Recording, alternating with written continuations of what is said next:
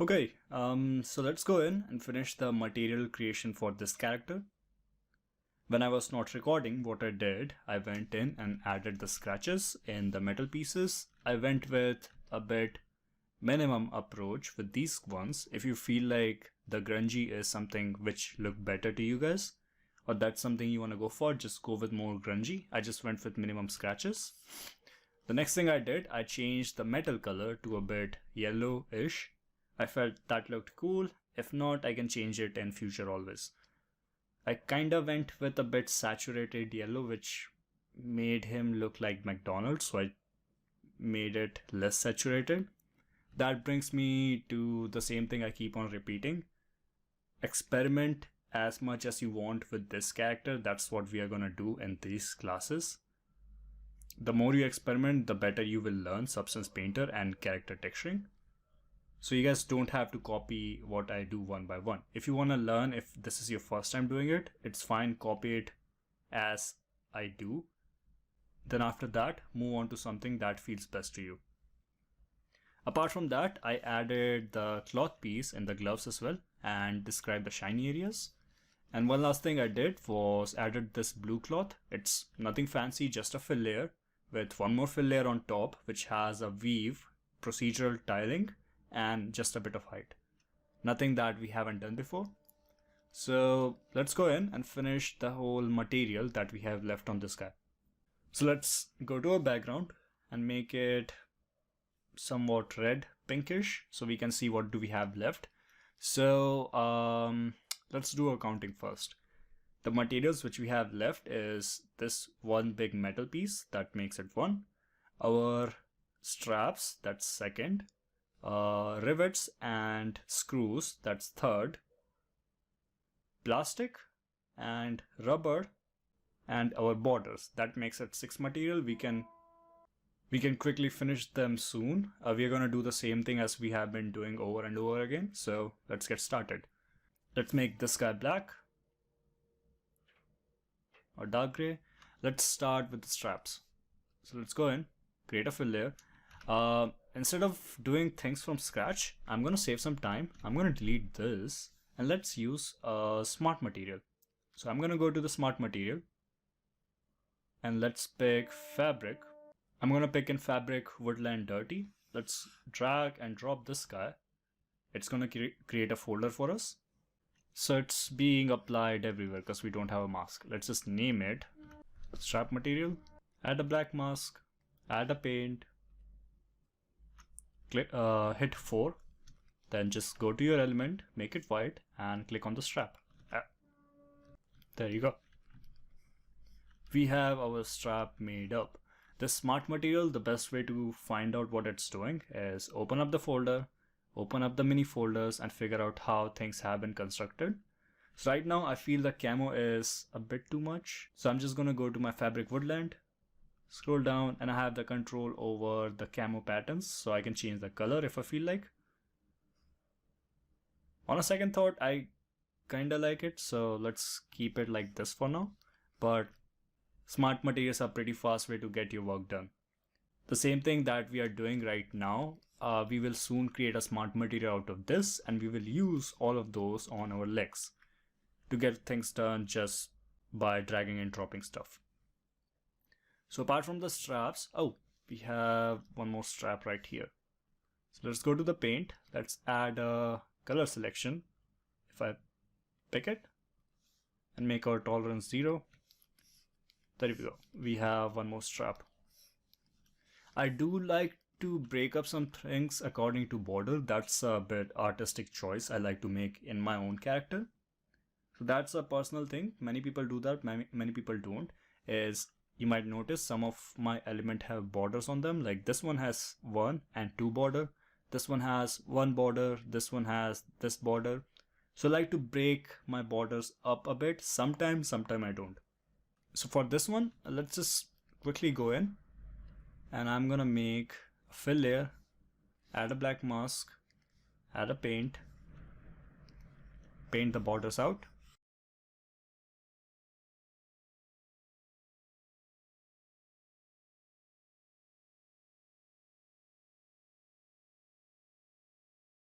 something like that. Let's make it dark gray, and let's just make it color.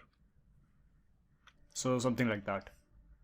You can go in and add more borders here or different different color values, but I'm gonna keep it just like this for now.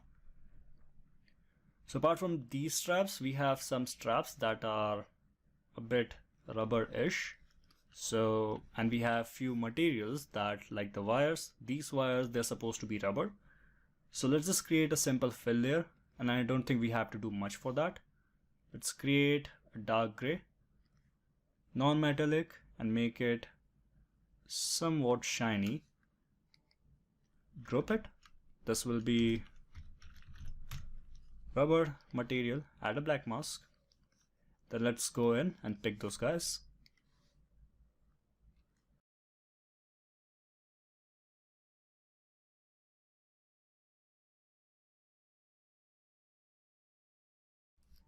Let's add a paint since the big wires are elements. Let's go and pick those guys.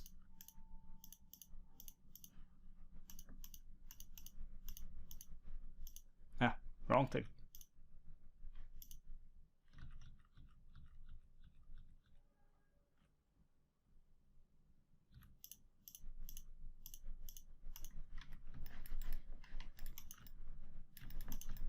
So we're just going to keep that material just like that. Let's just make this a bit more dark. You guys can go in and break the albedo more or the roughness like we have been doing. So that's rubber. For the plastic, we can do the same thing.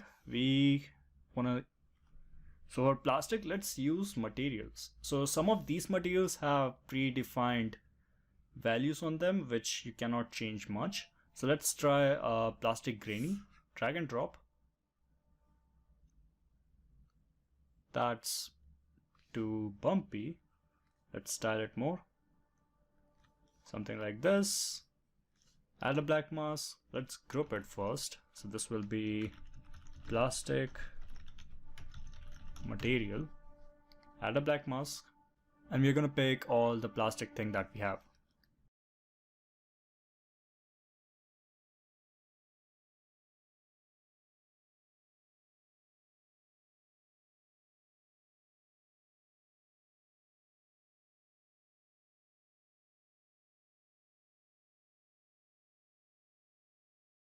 So when I was assigning the plastic, I found out I left one strap. So let's go in and add this guy into this too. Awesome.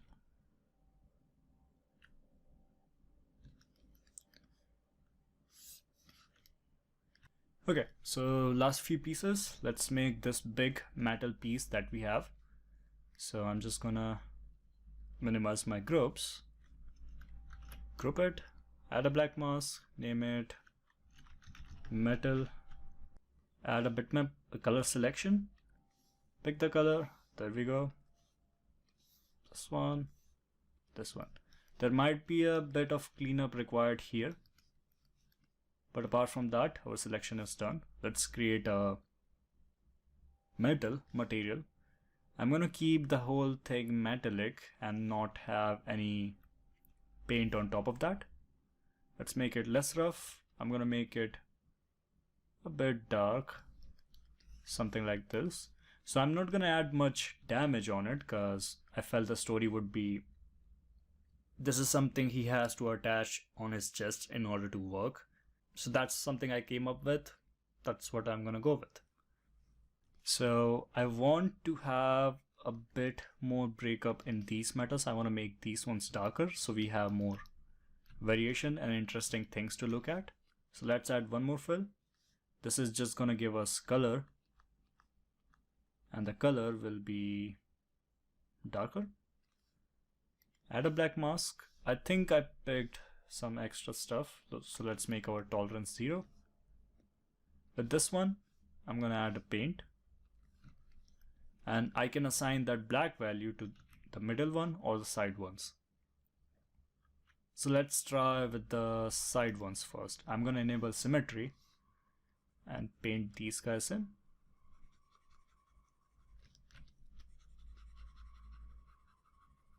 Alright, sweet. So we have this done. Let's say I want to try the middle one instead of these ones. What I can do easily to prototype it, just add a level, and if you click on invert, this invert your black and white map, so I can easily see which one looks better. I feel the darker on the side looks better, so I'm gonna go with that. The last thing which we have are the screws, rivet, and everything else. So let's go in, add a fill layer, make it metallic, make it kinda shiny and a little darker. Group it. This will be screws, add a black mask, and keep assigning things.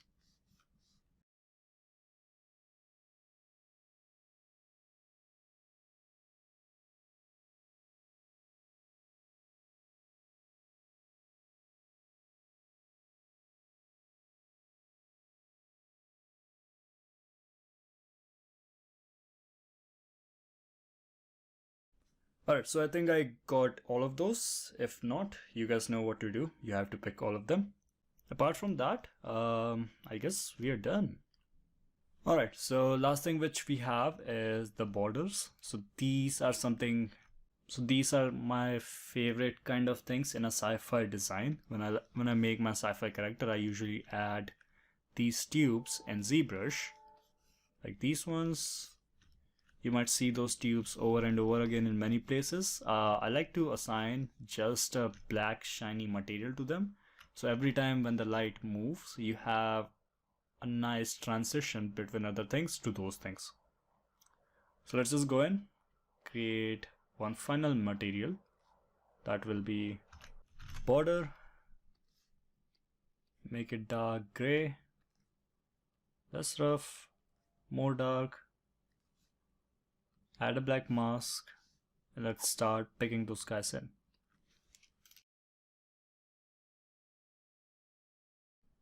Alright, so I went in and picked in those borders. You guys notice we have some borders around those iron plates as well.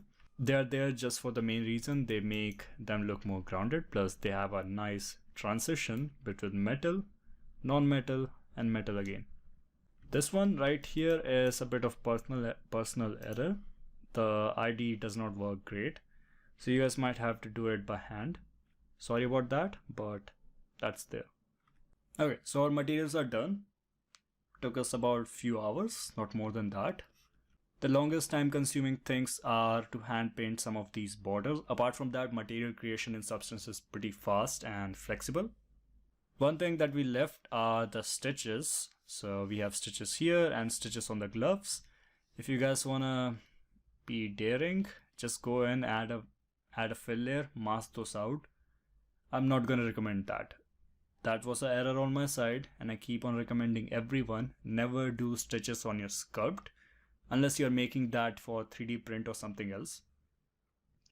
But if you're making it for game production, never sculpt the stitches in. They're pretty easy to do that in ZBrush, and you have like good stitch brushes, which makes things much more easier, but it's gonna be super hard to texture them in Substance afterwards. So don't make your stitches in sculpt if you want to make it a game rest thing. We're going to talk about stitches in the clothing section, which comes the next week. But for now, apart from that, we have our materials made in. That's all it took us to texture the character. So now I feel the yellow is a bit too much, so I'm just gonna go in and make this black.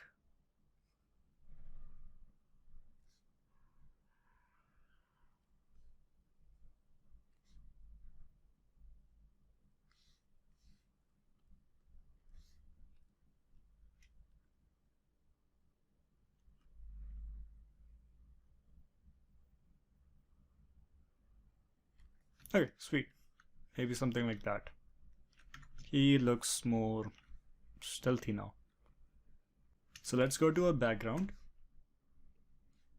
and make sure we haven't missed anything or much for this case. So there are a few things I missed to properly clean up and do the ID. Few things you might notice, these borders where we picked our ID have not completely filled. That's okay, it happens. So all we're gonna do is on our background, make this completely black and make this completely rough. And that's fixed.